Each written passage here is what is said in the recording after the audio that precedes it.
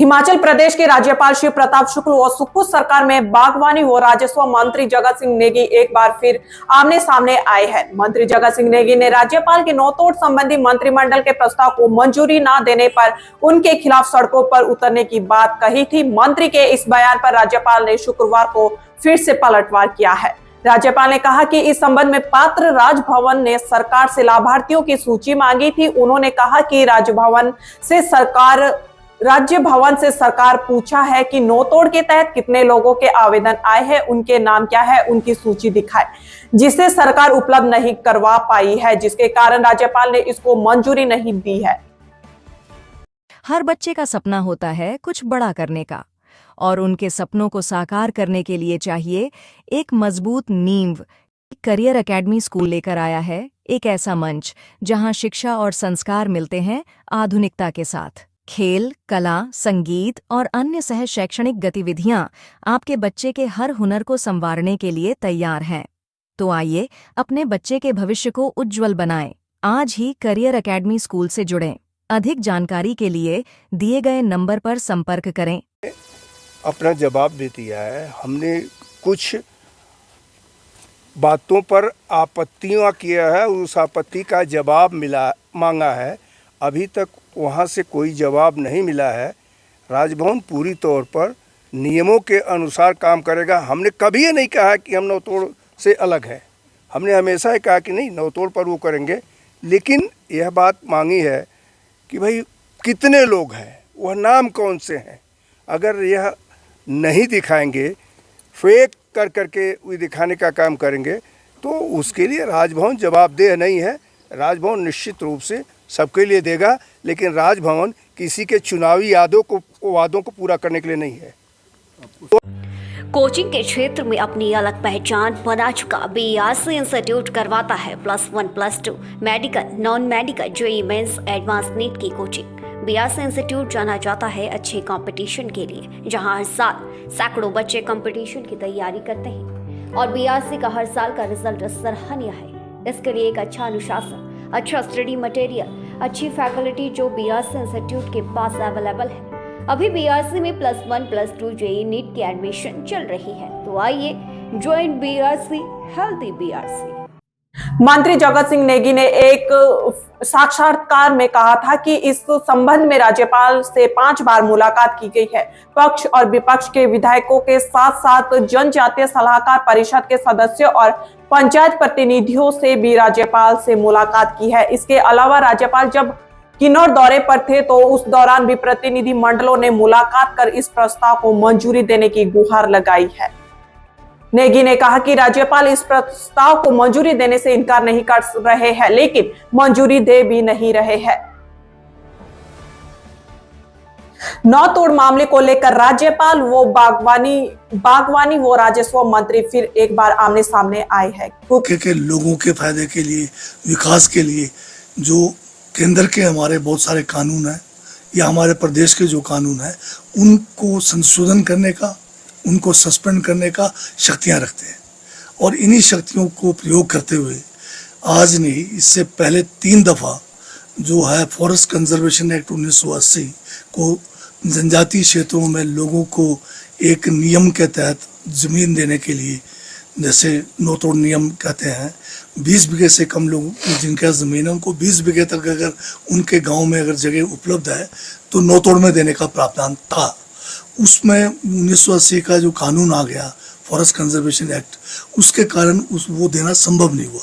परंतु 2014 में पहली बार संविधान के अनुच्छेद 5 को गवर्नर जो थे उस समय के केंद्र हमारे जो प्रदेश सरकार के प्रस्ताव के ऊपर इस फॉरेस्ट कंजर्वेशन एक्ट 1980 को सस्पेंड किया।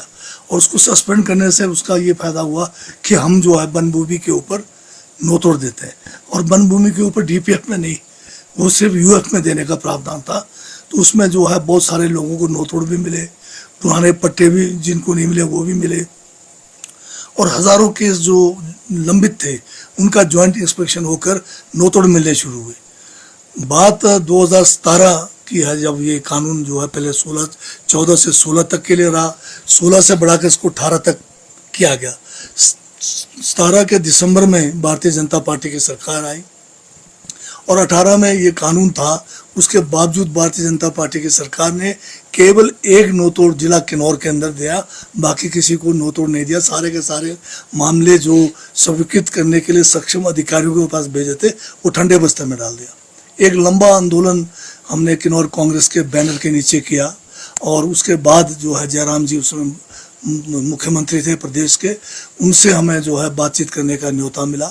उस बातचीत में जयराम जी मान गए। एक तो जनजातीय सलाहकार परिषद का गठन उनकी सरकार को बने 2 साल हो गया था, वो नहीं हुआ था। संवैधानिक एक हमारी परिषद होती है जनजातियों का, फिर जाके उन्होंने उसका क्या कहते हैं गठन करने की मतलब मंजूरी दी और पूरे 5 साल में सिर्फ एक मीटिंग हुई उस परिषद की। और फिर नो तोड़ को भी उन्होंने 20 में 1 साल के लिए और बढ़ाया। ये जो फॉरेस्ट कंजर्वेशन एक्ट को 1 साल और गवर्नर साहब ने सस्पेंड किया, परंतु अफसोस ये है कि उस बड़े हुए पीरियड में भी एक आदमी को नो तोड़ नहीं दिया। अब हमारी सरकार जैसे बनी, हमने भी जो है कैबिनेट से प्रस्ताव पारित करके, जनजातीय सलाहकार परिषद से भी प्रस्ताव पारित करके माननीय गवर्नर महोदय को प्रेषित किया कि आप जो शक्तियां आपको संविधान के तहत अनुच्छेद 5 के तहत जनजातीय क्षेत्रों में कानून में संशोधन करने का या कानून में कुछ भी मतलब आप उसको सस्पेंड करने की जो शक्तियां हैं आपके पास, उसका प्रयोग करते हुए हमें नो तोड़ के लिए मंजूरी देने के लिए इसको सस्पेंड करें। परंतु अफसोस इस बात का है कि अब 2 साल का समय जा रहा है। 5 मरतबा मैं गवर्नर महोदय से मिल चुका हूँ। मेरे साथ कई बार जो है यहाँ के हमारे पक्ष विपक्ष के MLAs भी साथ गए, हमारे जनजातीय सलाहकार परिषद के लोग भी गए, पंचायत के प्रधान और अन्य लोग भी मिले गवर्नर साहब से। गवर्नर साहब का जब दौरा था जिला किन्नौर के अंदर, वहाँ भी हमारे डेलीगेशंस मिले, तो गवर्नर साहब इनकार नहीं कर रहे, कहते हो जाएगा करेंगे, पर वो समय आ नहीं रहा है। तो अब लोग जो है जनजातीय इलाके, एक तो बॉर्डर के साथ है हमारा, अब बॉर्डर में पलायन को रोकना सबसे बड़ा काम है। अगर ज़मीन देंगे, लोग खेती बाड़ी मेहनत करने को तैयार बैठे हैं। अगर इनकम आज की डेट में आप जानते हैं कि नौकरियां जो है आज के उसमें नौकरियां मिलना बहुत मुश्किल है, कंपटीशन बहुत टफ है। एक पोस्ट होगा तो कई जगह पे हज़ारों के तादाद में कैंडिडेट्स होते हैं। अगर ज़मीन हम देते हैं नौजवानों को और वो भी नियम के तहत ज़मीन दे रहे हैं, तो बाग बगीचे बनाकर वो अपना आय का साधन बना सकते हैं। वजह क्या लगती है सर गवर्नर की? गवर्नर साहब का मुझे लगता नहीं है कि भी जो क्वेरीज आज तक इन्होंने उठाए वो क्वेरीज तो सारे एड्रेस कर दिया है। अब मुझे लगता है नहीं है कि क्या कारण है। मैं समझता हूँ कि मेरे समझ से बाहर है। तो अब क्या आपका अगला कदम होगा? एक बार और कोशिश की जाएगी, माननीय गवर्नर साहब के पास जाएंगे, उसके बाद फिर हमारे पास जो संवैधानिक अधिकार हैं उन अधिकारों को हम भी प्रयोग करेंगे। और जैसे लोकतंत्र में आपके पास कोई काम नहीं हो रहा है तो जो संविधान में दिया हुआ है कि शांतिपूर्वक तरीके से आप किसी काम को कराने के लिए उसका विरोध भी कर सकते हैं, और उसको कराने के लिए आप जो है एक जो है जनमानस जो है अपनी राय रखने के लिए चाहे उनको सड़कों पे उतरना पड़े, वो भी एक तरीका है। तो कितने आवेदन है सर अब तक इस को लेकर? अभी तक अगर पूरा जनजातीय क्षेत्रों में करें, जो प्रोसेस नहीं हुआ है और जो प्रोसेस हुआ, दोनों मिला के कोई 20,000 से ज़्यादा एप्लीकेशंस पेंडिंग पड़े हैं, जिसमें जिला किन्नौर है, लाहौल स्पीति है, पांगी बरमौर है। और इन इलाकों में आप जानते हैं कि ये दूर दराज के इलाके हैं।